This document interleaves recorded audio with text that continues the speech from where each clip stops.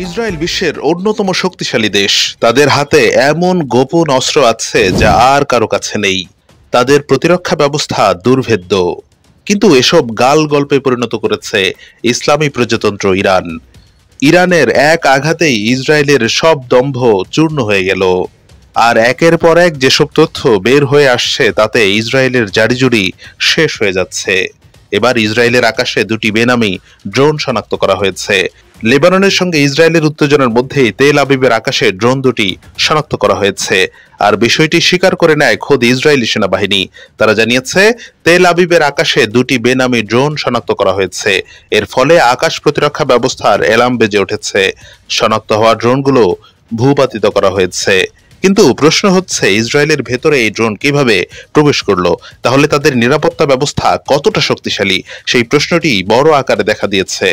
এমনকি ড্রোনগুলো আসলে কোন জায়গা থেকে পাঠানো হয়েছে বা সম্ভাব্য কোন লক্ষ্যবস্তুর টার্গেটে ছিল তা জানাতে পারেনি ইসরায়েলি সেনাবাহিনী। এদিকে ইসরায়েলের বিমান ঘাঁটিতে হামলার স্যাটেলাইট ফুটেজ প্রকাশ করা হয়েছে। এতে বিমান ঘাঁটিতে ক্ষয়ক্ষতির চিত্র স্পষ্ট হয়ে উঠেছে। প্রকাশিত ফুটেজে দেখা গেছে বিমান ঘাঁটিটির রানওয়ের পাশে থাকা একটি হাঙ্গার মারাত্মকভাবে ক্ষতিগ্রস্ত হয়েছে। যদিও ইসরায়েল বলছে এখানে তেমন কোনো ক্ষতি হয়নি। এমন দাবি করলেও এবারের হামলায় ক্ষতিগ্রস্ত স্থানের ছবি বা ভিডিও প্রকাশে নিষেধাজ্ঞা দিয়েছে ইসরায়েলের প্রতিরক্ষা বাহিনী। আইডিএফ মুখপাত্র জানায়, যেসব নাগরিক ইরানি হামলাস্থলের অবস্থান প্রকাশ করছে, ছবি ভিডিও ধারণ করে প্রচার করছে, তারা শত্রুকে সাহায্য করছে।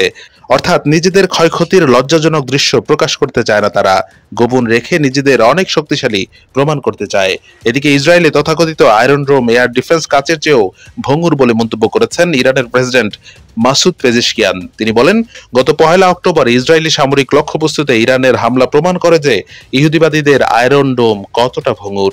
অন্যদিকে লেবাননে স্থল অভিযানের শুরুতেই চরমভাবে মার খাচ্ছে ইসরায়েল। ইতিমধ্যেই অনেক সৈন্য হারিয়েছে তারা। সম্প্রতি লেবাননের প্রতিরোধ গোষ্ঠী ইসরায়েলের একটি সামরিক হেলিকপ্টারে ক্ষেপণাস্ত্র হামলা চালায়, ফলে হেলিকপ্টারটি পিছু হটতে বাধ্য হয়।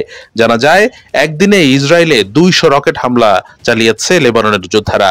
একদিকে লেবাননে ইসরায়েলি বাহিনী ঢুকতে পারছে না, পদে পদে মার খাচ্ছে। অন্যদিকে ইসরায়েলেও রকেট নিক্ষেপ অব্যাহত রয়েছে। লেবাননে স্থল অভিযানে ইতিমধ্যেই বেশ কয়েকজন সৈন্য হারিয়েছে ইসরায়েল।